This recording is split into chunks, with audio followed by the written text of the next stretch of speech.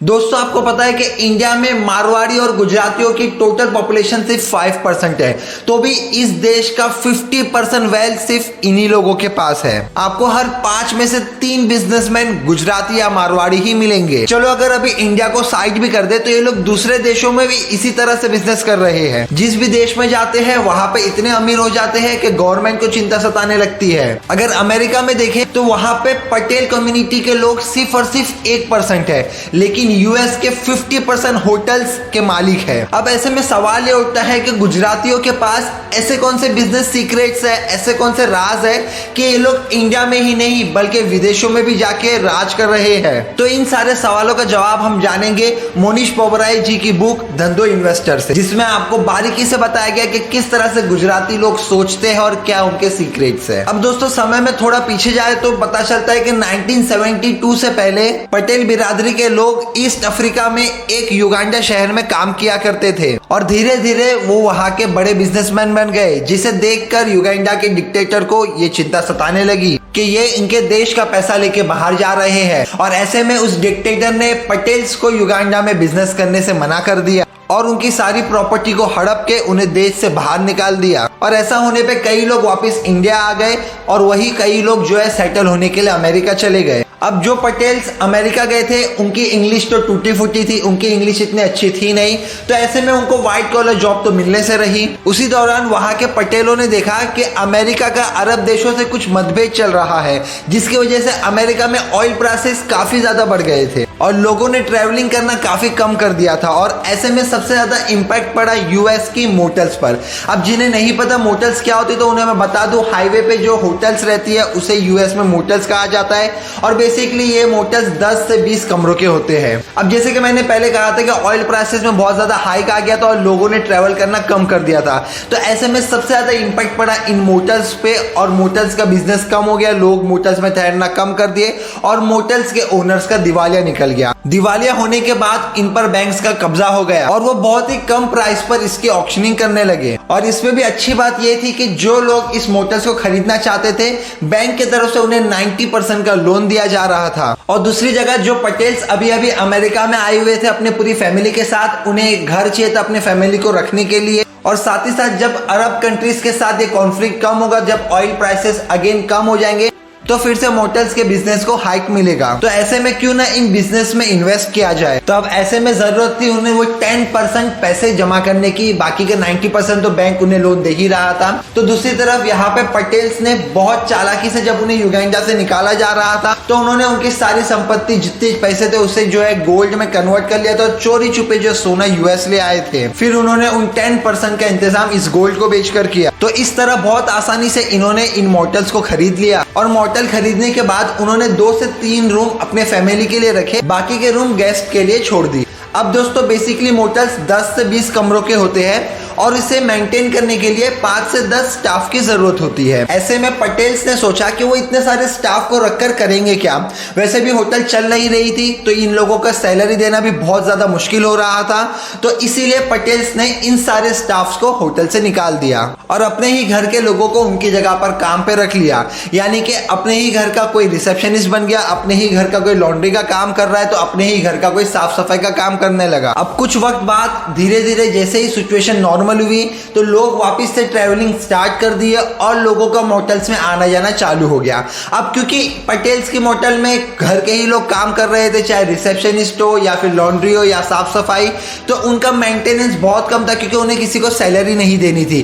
तो पटेल्स जो है बहुत ही कम रेट पे रूम्स देना शुरू कर दिए, जिस वजह से पटेल्स की मोटल्स जो है बहुत ज्यादा फेमस हो रही थी। इनका प्राइस इतना कम रहता था कि आसपास के दूसरे मोटल्स इन्हें कम्पीट भी नहीं कर पा रहे थे। और इसके बाद इन्होंने धीरे धीरे पैसे जमा करके और बड़े बड़े होटल्स को खरीदना शुरू कर दिया और देखते ही देखते ये यूएस के 50% होटल्स के मालिक बन गए। अब दोस्तों ये तो हुई पटेल्स के होटल ओनर्स बनने की कहानी। तो चलिए अब इससे इंस्पायर धंधो यानी कि बिजनेस के 6 रूल्स के बारे में जानते हैं, जो कि आपको आपकी लाइफ में भी बहुत ज्यादा काम आएंगे किसी बिजनेस को एनालाइज करने के लिए, स्टार्ट करने के लिए और उसे आसमान तक पहुंचाने के लिए। Rule number 1, buy existing businesses. तो गाइस धंधो फ्रेमवर्क का सबसे पहला रूल है कि आप उस बिजनेस में इन्वेस्ट करें, उसे बाय करें जो ऑलरेडी रनिंग हो, जो ऑलरेडी एग्जिस्ट करता हो। क्योंकि अगर आप कोई नया बिजनेस स्टेब्लिश करना चाहते हैं तो उसमें आपको बहुत सारे पैसे और बहुत वक्त लगता है। और चलो आप अगर पैसे और वक्त लगा भी देते हो तो इस चीज की कोई गारंटी नहीं है कि वो बिजनेस आपका चलेगा। इसीलिए पटेल्स ने पहले से बनाया बनाया बिजनेस यानी कि मोटर्स को खरीदना शुरू किया। इस वजह से पटेल्स को ना तो लैंड खरीदने पड़ा, ना तो कंस्ट्रक्शन कराने पड़ा और ना तो उन्हें जो है मोटल की एडवर्टाइजमेंट कराने पड़ी।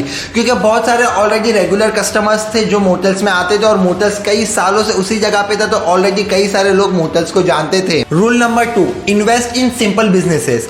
अब गाइस, ऑथर का कहना है कि अगर आपको अपना बिजनेस समझाने के लिए एक पैराग्राफ से ज्यादा लिखने पड़े, उसका मतलब बिजनेस में कुछ फंडामेंटल प्रॉब्लम्स है। बिजनेस जितना ज्यादा सिंपल होगा उतना जल्दी उस पर आप पूरी तरह से कंट्रोल कर सकते हैं। इसका एग्जांपल ये है कि सिंपल बिजनेस के इंट्रिंसिक वैल्यू निकालना बहुत आसान होता है। इसमें बस आपको कितनी अर्निंग हो रही है और आपका कितना खर्च हो रहा है, इसके बीच का डिफरेंस निकालना होता है और इसी से आपको पता चलता है कि आपका बिजनेस प्रॉफिट में है या लॉस में। अब आपको इसका कॉन्सेप्ट समझाने के लिए एक एग्जांपल देता हूं। जैसे कि एक कंपनी है जिसकी इंट्रिंसिक वैल्यू 100 रुपए है, लेकिन उसकी मार्केट वैल्यू 110 रुपए है, लेकिन पटेल्स इसे कभी भी हाथ नहीं लगाते। इसकी जगह वो दूसरे बिजनेसेस को देखेंगे या फिर उस वक्त तक वेट करेंगे जब तक उसकी प्राइस ड्रॉप होकर 60 या 70 रुपीज तक ना आ जाए। Rule number 3, invest in low risk and high uncertainty business. दोस्तों, गुजराती या मारवाड़ी ज्यादातर low risk and high uncertainty वाले बिजनेस में इन्वेस्ट करते हैं क्योंकि लॉन्ग टर्म में उन्हीं बिजनेसों से ज्यादा प्रॉफिट होता है। ऐसा ना हो कि आज तो आप दबा के कमा रहे हो लेकिन 1 या 2 साल बाद आपको धंधा बंद करके अपना बिजनेस जो है बदलना पड़ जाए। फॉर एग्जाम्पल, कुछ कंपनी है जैसे कि कोका कोला, एप्पल, जो कि सदियों से चलती आ रही है और हमें पता है कि आगे भी ये चलते ही रहेगी।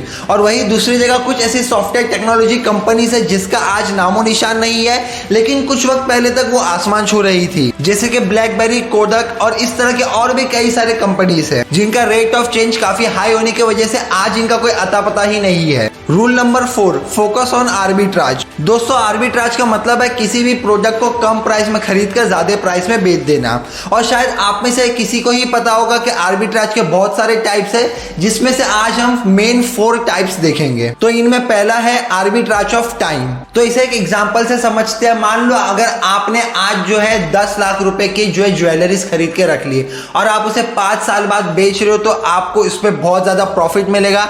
यानी कि अगर आपने 10 लाख रुपए की ज्वेलरी आज खरीदी और उसे 10 साल बाद बेच रहे हो तो आपको उसे 20 लाख रुपए मिल रहे, तो 10 लाख रुपए आपको सीधा प्रॉफिट मिल रहा है। तो वह हो गया आपका आर्बिट्रेज ऑफ टाइम। आर्बिट्राज का सेकंड टाइप है आर्बिट्राज ऑफ प्लेस। यानी कि मान लो आपने दिल्ली में कोई प्रोडक्ट खरीदा 100 रुपए में और फिर उसी प्रोडक्ट को मुंबई में जाके आपने बेच दिया 150 रुपए में, तो जो 50 रुपए आपको प्रॉफिट मिलेंगे, तो ये होता है आर्बिट्राज ऑफ प्लेस। अब थर्ड टाइप है आर्बिट्रेज ऑफ वैल्यू। तो ये समझाने के लिए आपको एक सिंपल सा एग्जांपल देता हूं। एक मेहंदी आर्टिस्ट जो रहती है 10 रुपए के कोन से 200 रुपए कमाती है।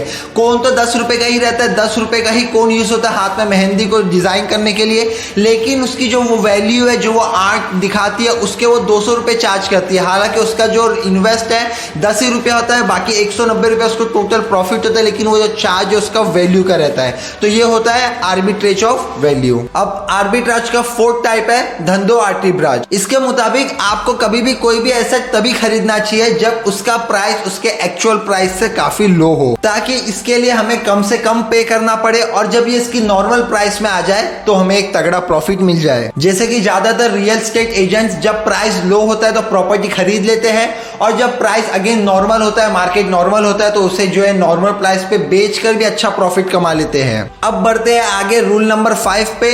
तो रूल नंबर 5 है invest in business with durable modes. अगर आप अपने बिजनेस में इन्वेस्ट कर रहे हो तो आपको पता होना चाहिए कि आपके बिजनेस में वो कौन सी एक खास बात है जो आपको आपके कंपटीटर से अलग करती है। और दोस्तों, इसी को मोट कहा जाता है, जिसका मतलब होता है खाई। अब आपने देखा होगा कि पहले के जमाने में जब किला रहता था राजा का, तो उसके आजू बाजू जो है खाई रहती थी ताकि कोई दुश्मन अंदर ना आ पाए। सिर्फ एक दरवाजा रहता था किले में जिसके थ्रू जो है अंदर आना जाना पॉसिबल हो पाता था। तो उसी तरह से आपके बिजनेस बिजनेस में भी कुछ मोहत होना चाहिए, यानी कि आप अपने कंपटीटर से हट के रहे, हट के दिखे, वो आपको पता रहना चाहिए कि आपके बिजनेस की स्पेशलिटी क्या है। अब इसे समझने के लिए मैकडोनल्ड का एग्जांपल लेते हैं। मैकडोनल्ड का जो फर्स्ट रेस्टोरेंट ओपन हुआ था वो हुआ था 1940 में, लेकिन आज 83 साल बाद भी लोगों को इसका बर्गर आज खूब पसंद आता है। और अब तो एक ऐसी इमेज बन गई है कि लोग बर्गर का मतलब ही मैकडोनल्ड समझते हैं। लेकिन ऐसा क्यों? दूसरे लोग भी तो मैकडोनल्ड से बेटर बर्गर प्रोवाइड कराते हैं। आपने भी जो है मैकडोनल्ड से भी बेटर बर्गर खाया होगा, फिर भी ज्यादातर लोग मैकडोनल्ड्स में ही जाना पसंद क्यों करते हैं? क्योंकि इसने अपने टेस्ट, सर्विस और कंसिस्टेंसी की वजह से पूरी दुनिया में एक रेपुटेशन बना दी है। और इस ब्रांड इमेज के आगे चाहे कितने भी छोटे बड़े रेस्टोरेंट्स ओपन हो जाए, इससे मैकडोनल्ड के बिजनेस और प्रॉफिट को कुछ फर्क नहीं पड़ता। Rule number 6, bet heavily when odds are in your favour. बचपन में आप सभी ने जो है कॉइन फ्लिप तो जरूर किया होगा। तो अगर आपके पास 100 रुपए है और अगर मैं कहूं कि आपको बैट लगानी है, अगर हेड आया तो आपको पैसे डबल मिलेंगे और टेल आया तो जितने भी पैसे आप लगा रहे हो वो जीरो हो जाएंगे, तो आप कितने रुपए की बैट लगाएंगे उस 100 रुपए में से? तो इस प्रॉब्लम को सॉल्व करने के लिए ऑथर ने एक सॉल्यूशन दिया है कैलिस फॉर्मूला के नाम से। इसके अकॉर्डिंग आपको अपने 100 रुपए में से सिर्फ 20 रुपए ही सिंगल बैट में लगाने चाहिए। और यही काम बड़ी बड़ी कंपनीज भी करती है। जब भी कोई कंपनी कोई न्यू प्रोडक्ट लॉन्च करती है तो अपने कंपनी का सिर्फ 20% इन्वेस्टमेंट उस न्यू प्रोडक्ट में लगाती है, जिससे कि अगर वो प्रोडक्ट डूब जाता है तो कंपनी को ज्यादा लॉस नहीं होगा, अभी भी 80% वेल्थ रहेगी। और अगर प्रोडक्ट सक्सेस हो जाता है तो उसको डबल होने में ज्यादा वक्त नहीं लगेगा। तो दोस्तों ये थे धंधो बुक के कुछ अहम रूल्स, जिससे आप आसानी से समझ सकते हैं कि गुजराती और मारवाड़ी कैसे इतने अमीर होते हैं और क्या उनका बिजनेस प्रिंसिपल्स है। तो दोस्तों आपका इस चीज पर क्या सजेशन है, आपके क्या व्यूज है, हमें कमेंट सेक्शन में जरूर बताइए। एंड आई होप कि आप लोगों को वीडियो पसंद आई होगी। वीडियो अच्छी लगी हो तो चैनल को सब्सक्राइब कर लीजिए, बेल आइकन बटन दबा दीजिए, ताकि अगर इनकेस मैं कोई और न्यू वीडियो अपलोड करूं तो आप लोगों को नोटिफिकेशन आ जाए एंड आप लोग वीडियो का पूरा मजा ले सके। तो इसी के साथ मिलते हैं अगले वीडियो में। Till then stay tuned with the channel. Take care, bye bye, and thanks for watching.